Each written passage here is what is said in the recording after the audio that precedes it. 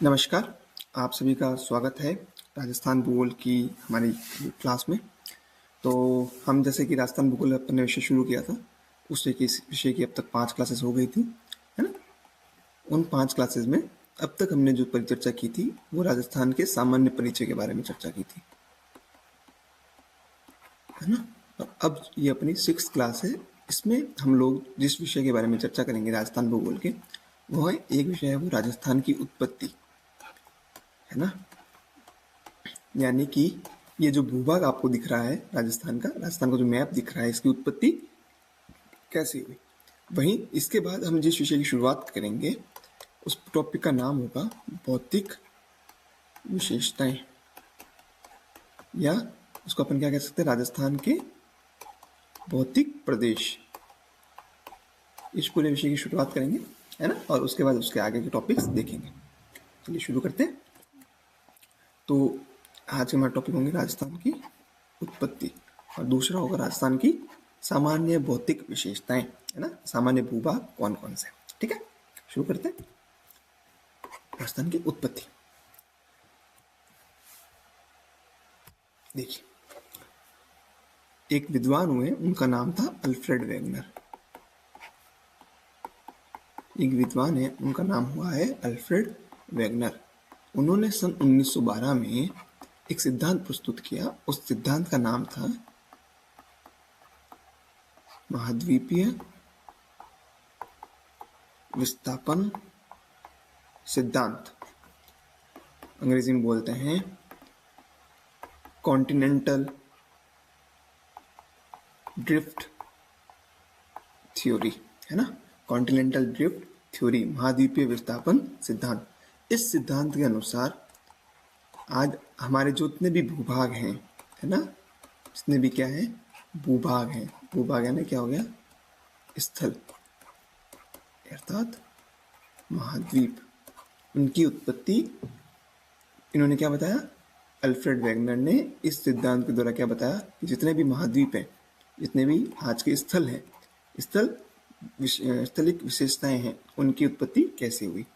साथ ही जो जल वाला हिस्सा है ना, जो क्या है महासागर, उनका क्या हुआ, उनकी निर्माण कैसे हुआ।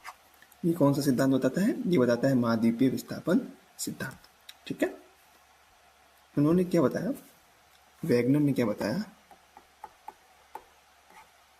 वेगनर ने क्या बताया कि हमारी ये पृथ्वी है और इस पृथ्वी में एक बीच में था स्थल वाला हिस्सा। कौन सा था? स्थल वाला हिस्सा, जो क्या हो गए महाद्वीप। उनको उन्होंने नाम दिया पेंजिया। अल्फ्रेड वेगनर ने जो स्थल वाला हिस्सा था उसको नाम दिया पेंजिया, और जो जल वाला हिस्सा है ना, जो महासागरों वाला हिस्सा है, उसको नाम दिया पैंथालासा।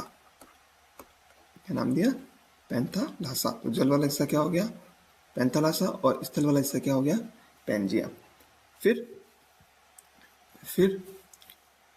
उन्होंने कहा कि जो भी स्थल वाले हिस्से हैं या फिर जो भी महाद्वीप हैं, वो आज किससे बने हैं, पेंजिया से। इस शब्द का अर्थ होता है बड़ा स्थल भूभाग, ठीक है? फिर उन्होंने कहा समय के साथ इस पेंजिया के विभाजन हुआ। इस पेंजिया का क्या हुआ, विभाजन हुआ। ये विभाजन 2 टुकड़ों में हुआ, है ना? पहले हिस्से का नाम था लोरेशिया। क्या नाम था? लोरेशिया। ये था उत्तर वाला हिस्सा, उत्तर वाला भाग, है ना? और दूसरा था अंगारा लैंड, दूसरा था गोंडवाना लैंड, दूसरा था गोंडवाना लैंड। लोरेशिया को एक नाम और दिया जाता है, वो है अंगारा लैंड। दूसरा था गोंडवाना लैंड। तो अल्फ्रेड वेगनर ने क्या बताया कि आज के हमारे गोंडवाना लैंड हो गया दक्षिण वाला भाग, ठीक है? तो अल्फ्रेड वेगनर ने क्या बताया, आज के हमारे जितने भी भूभाग हैं, है ना, जितने भी महाद्वीप हैं, वो पेंजिया नामक भूभाग से बने हैं, है ना? ये पृथ्वी हो गई, पृथ्वी में क्या हो गया, ये हो गया पेंजिया। इसके बाहर वाले हिस्से क्या हो गए, ये हो गया पैंथालासा। जितने भी महाद्वीप है वो किससे बने हैं, पेंजिया से बने हैं, ठीक है? भारत भी उसी से बना है ना? और यूरोप, अफ्रीका, जितने भी महाद्वीप दिखते हैं, जितने भी देश दिख रहे हैं आपको, किससे बने? इसी पेंजिया से बने। ठीक है, आइए देखते हैं, स्लाइड्स में देख लेते हैं। राजस्थान की उत्पत्ति 1912, अल्फ्रेड वेगनर, कौन सा सिद्धांत? महाद्वीपीय विस्थापन सिद्धांत, है ना। अल्फ्रेड वेगनर द्वारा क्या दिया गया? Continental drift theory. वेगनर ने पृथ्वी के कितने भूभाग बताए? 2, है ना। एक था पेंजिया, एक था पेंथालासा। जो पेंजिया शब्द का अर्थ है वो है संपूर्ण पृथ्वी। क्या है? संपूर्ण पृथ्वी। किसको कहा? महाद्वीपों को कहा। वही महासागरों को उसने संयुक्त रूप से क्या कहा? पेंथालासा। और पेंथालासा का अर्थ क्या है? जल ही जल। तो क्या हो गए? महासागर। ठीक है, उसके बाद 20 करोड़ वर्ष पूर्व, कितने? 20 करोड़ वर्ष पूर्व, है ना। क्या हुआ 20 करोड़ वर्ष पूर्व?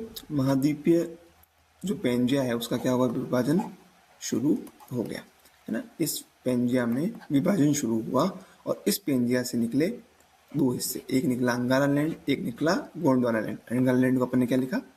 लोरेशिया। इसको लोरेशिया भी बोलते हैं और अंगारा लैंड भी बोलते हैं।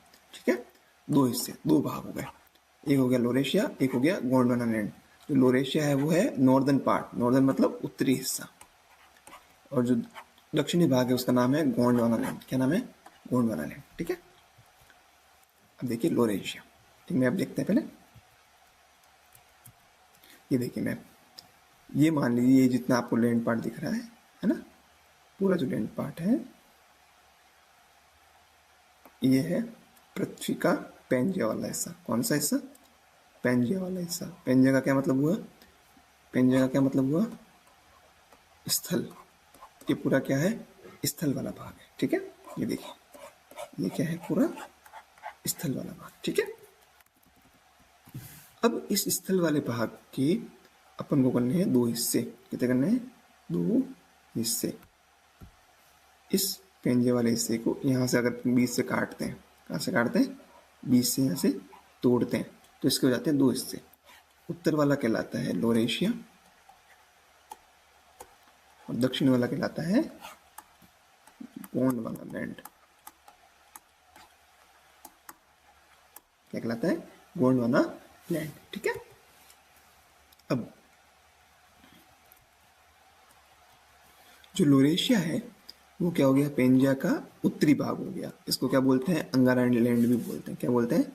अंगारा लैंड भी बोलते हैं। तो ये हो गया उत्तरी भाग, अन्य नाम क्या हो गया इसका? अंगारा लैंड। ठीक है, इस अंगारा लैंड से जो जो महाद्वीप निकले उनके हैं, एक है उत्तरी अमेरिका, एक है यूरोप, एक है उत्तरी यूरेशिया। जैसे आप इसमें देखिए यूरेशिया, ये यूरेशिया लिखा हुआ है, यूरेशिया वाला हिस्सा। नॉर्दर्न अमेरिका, कौन सा? उत्तरी अमेरिका और यूरेशिया। मुख्य भूभाग कौन से हैं? उत्तरी अमेरिका और यूरेशिया। इससे क्या निकले? उत्तरी अमेरिका, यूरेशिया। यूरेशिया मतलब क्या? यूरोप प्लस एशिया, है ना। यूरेशिया और उत्तरी एशिया इसी में आ गया। तो ये क्या हो गए? अंगारा लैंड से निर्मित निकले। जो भारत का जो ट्रांस हिमालय वाला हिस्सा है ना, जो भारत का सबसे उत्तरी हिस्सा है, ट्रांस हिमालय वाला हिस्सा, जो हिमालय का भाग है, ट्रांस हिमालय, वो अंगारा लैंड पर स्थित है और शेष भाग गोंडवाना लैंड से स्थित है। क्या मतलब हुआ इसका? ये मतलब हुआ कि जो भारत है ना, इसका मतलब ये हुआ कि जो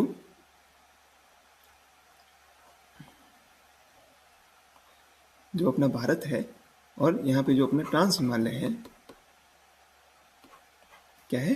ट्रांस हिमालय, ये तो निकला है लोरेशिया से, है ना। जो लोरेशिया वाला भाग है उससे क्या निकला है? ट्रांस हिमालय। और बाकी का जितना भारत का अन्य हिस्सा है, अन्य भारत या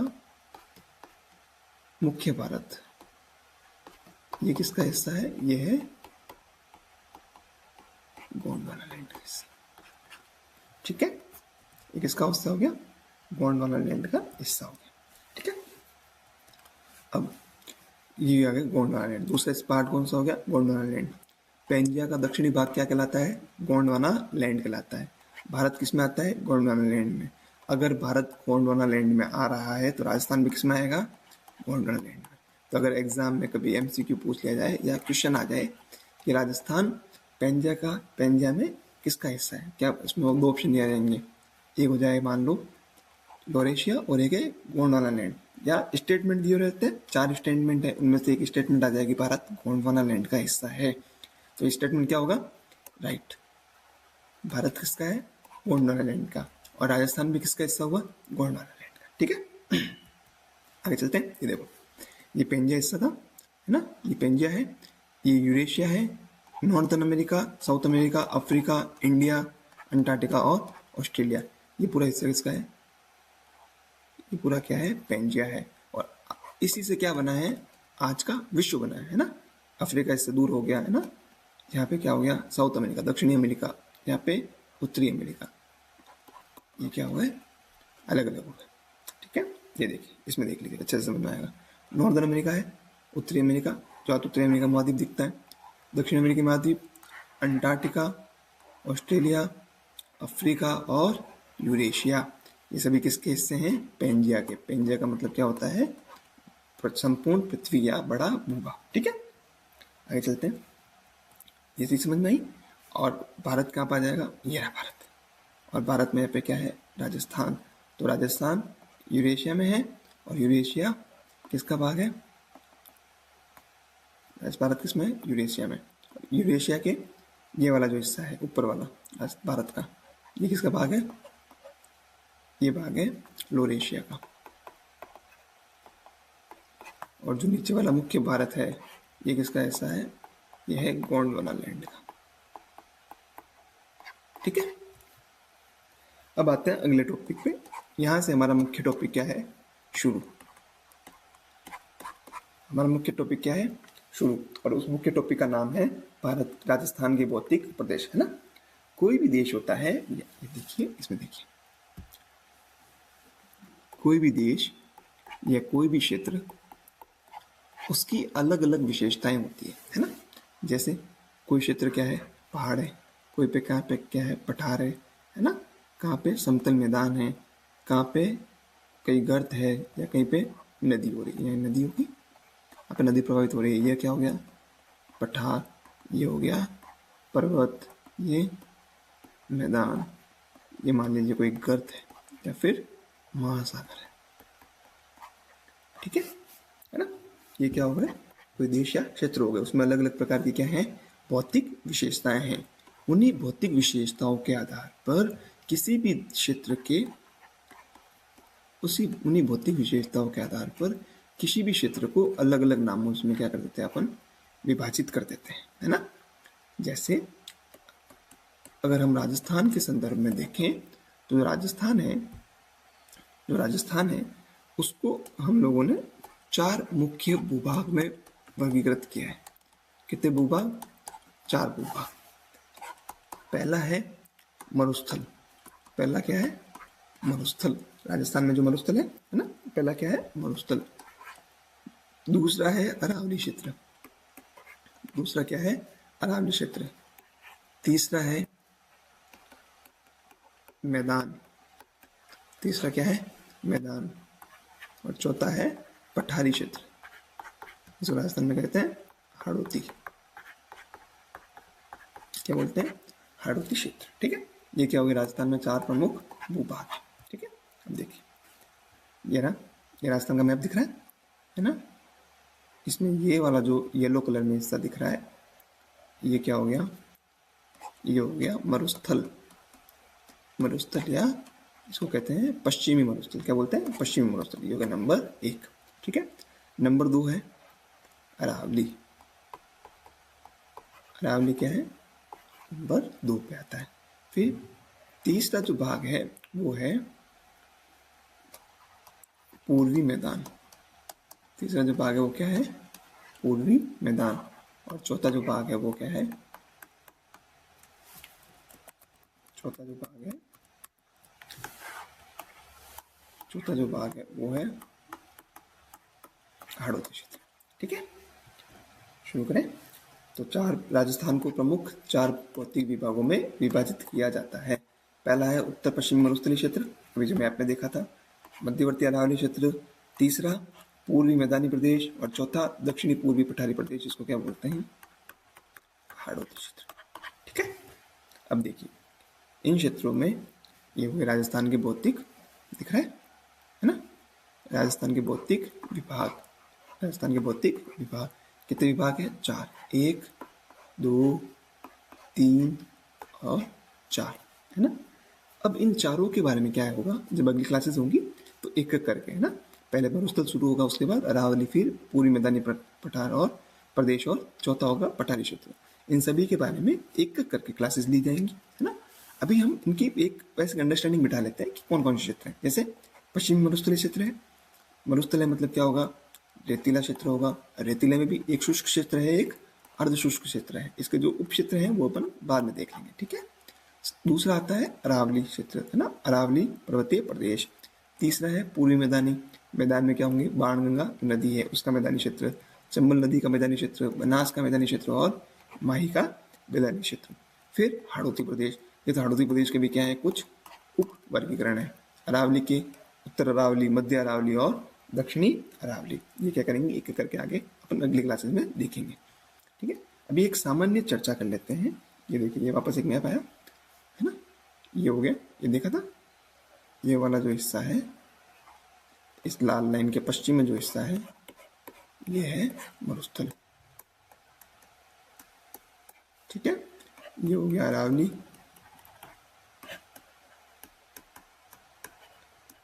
ये पूर्वी मैदानी क्षेत्र, और ये जो नीचे वाला हिस्सा है वो है हाड़ौती का पठार। अब देखते हैं, ये देखिए कुछ इंपोर्टेंट लाइन लिखी हुई, क्या लिखी हुई है? जो पश्चिमी मरुस्थलीय प्रदेश है और जो पूर्वी मैदानी, क्या क्या हो गया? मरुस्थल और पूर्वी मैदान, ये जो दो भूभाग हैं इनका निर्माण 33 सागर से हुआ है। तो इनका निर्माण किससे हुआ है? 33 सागर से हुआ है। तो एग्जाम में अगर प्रश्न पूछे कि मरुस्थल और पूर्वी मैदान का निर्माण किससे हुआ है, तो वो किससे हुआ है? 33 सागर से। वहीं जो दो अन्य भूभाग बच जाते हैं, एक है अरावली और एक है हाड़ौती क्षेत्र। इन दोनों का निर्माण हुआ है, इन दोनों का निर्माण किससे हुआ है? जो गोंडवाना लैंड का भाग है उसे क्या हुआ है? बाकी के इन दो अरावली और दक्षिणी पूर्वी पठारी क्षेत्र गोंडवाना लैंड के क्या है? अवशेष हैं, और ये वर्तमान में प्रायद्वीपीय पठार का भाग है। जबकि मरुस्थल और पूर्वी मैदान है जो भारत के उत्तरी मैदान, जो विशाल मैदान है उसका क्या है? भाग। देख सकते हैं। अब देखिए 4 भूभाग है ना, उन चारों भूभाग का यहाँ पे क्या लिखा हुआ है? नाम, मरुस्थल, अरावली, पूर्वी मैदानी और दक्षिणी पूर्वी पठारी क्षेत्र। अब क्षेत्रफल की दृष्टि से जो उत्तरी पश्चिमी मरुस्थलीय प्रदेश है या फिर पश्चिमी मरुस्थलीय प्रदेश, वो लगभग हिस्सा रखता है 61.11। उसका कितना प्रतिशत है? 61.11% है क्षेत्रफल, और इस 61.11 पे जनसंख्या कितनी निवास करती है? 40%। तो क्षेत्रफल में नंबर 1 पे कौन है? उत्तरी पश्चिमी मरुस्थलीय क्षेत्र। और जनसंख्या के मामले में भी नंबर 1 पे कौन है? उत्तरी पश्चिमी मरुस्थलीय प्रदेश। लेकिन इसका क्षेत्रफल क्या है? बड़ा है। जनसंख्या क्या है? क्षेत्रफल के मुकाबले कम है, ठीक है। दूसरा हिस्सा है वो है अरावली, है ना। दूसरा भूभाग कौन सा है? अरावली। अरावली में कुल कितने हैं? 9% का क्या है? क्षेत्रफल। कुल 100% क्षेत्रफल का 9% क्या है? अरावली। और उसमें कुल रहती है 10% जनसंख्या। राजस्थान की कुल 10% जनसंख्या किसमें रहती है? मध्यवर्ती अरावली में। मरुस्थलीय किसका भाग है? 33 सागर का। अरावली किसका भाग है? गोंडवाना लैंड का। फिर नंबर 3 पे आते हैं पूर्वी मैदानी प्रदेश। मैदान कुल क्षेत्रफल के लगभग 23% हिस्से पे है। इतना हो गया। नंबर 2 पे क्या हो गया? पूर्वी मैदानी प्रदेश। दूसरे रैंक पे आ गया। सबसे बड़ा क्षेत्रफल किसका है? मरुस्थल का। उसके बाद पूर्वी मैदानी क्षेत्र का। और जनसंख्या की दृष्टि में आप देखो नंबर 2 पे भी कौन है जनसंख्या में? पूर्वी मैदानी प्रदेश। लेकिन यहाँ पे एक चीज नोट करो कि जो पूर्वी मैदानी क्षेत्र है उसका क्षेत्रफल है 23%। क्षेत्रफल क्या है? थोड़ा कम है, लेकिन उसकी जो जनसंख्या है वो कितनी है? यहाँ पे कितनी परसेंट जनसंख्या रहती है राजस्थान की? 39% जनसंख्या रहती है। उसके बाद आता है दक्षिणी पूर्वी पठारी क्षेत्र, जो कुल क्षेत्रफल के 6.8% क्षेत्र पे है, और यहाँ पे राजस्थान की कुल 11% जनसंख्या क्या करती है? निवास करती है। 33 सागर के भाग कौन कौन है? 33 सागर के भाग कौन कौन है? मरुस्थल प्लस मैदान, ये है 33 सागर के भाग। और गोंडवाना लैंड के भाग कौन से हैं? एक है अरावली और एक है पठारी क्षेत्र, ठीक है। क्या हो गया, इसकी सामान्य चर्चा हुई। अब देखते हैं कि ये जो क्षेत्र है इनमें कौन कौन से राजस्थान के वर्तमान में जिले आते हैं। राजस्थान में भी कितने जिले हैं, 41 जिले है ना। इन 41 जिलों में कौन कौन से जिले अभी वर्तमान में इस क्षेत्र में आते हैं, कौन कौन सा क्षेत्र इसमें आता है। मैप पे देखा था, उत्तरी पश्चिमी मरुस्थलीय क्षेत्र है, उसमें गंगानगर, हनुमानगढ़, चूरू है ना, झुंझुनू, सीकर, बीकानेर, जैसलमेर, जोधपुर, फलोदी, बाड़मेर, बालोतरा, जालोर, नागौर, पाली, डीडमना, कुचामन, सिरोही का जो वेस्ट वाला हिस्सा है ये किस में आते हैं, मरुस्थलीय विभाग में आते हैं। जो अरावली वाला क्षेत्र है, अरावली वाले क्षेत्र में क्या आते हैं, सलूम्बर का कुछ भाग आ गया, उदयपुर आ गया, डूंगरपुर, प्रतापगढ़ है ना, ब्यावर, अजमेर, जयपुर, दौसा, सीकर, ये एरिया किसमें आता है, अरावली प्रदेश में आता है। फिर पूर्वी मैदानी क्षेत्र में क्या आता है, जयपुर का कुछ हिस्सा, अलवर का कुछ हिस्सा, फिर भरतपुर, डीग, धौलपुर, करौली, सवाई माधोपुर, बांसवाड़ा, टोंक, अजमेर है ना, चित्तौड़गढ़, भीलवाड़ा, ये सब किसमें आते हैं, पूर्वी मैदानी क्षेत्र में आते हैं। दक्षिणी पूर्वी पठारी क्षेत्र में कौन सा आते हैं, कोटा, बूंदी, बारह झालावाड़, चित्तौड़गढ़ और प्रतापगढ़ का कुछ हिस्सा।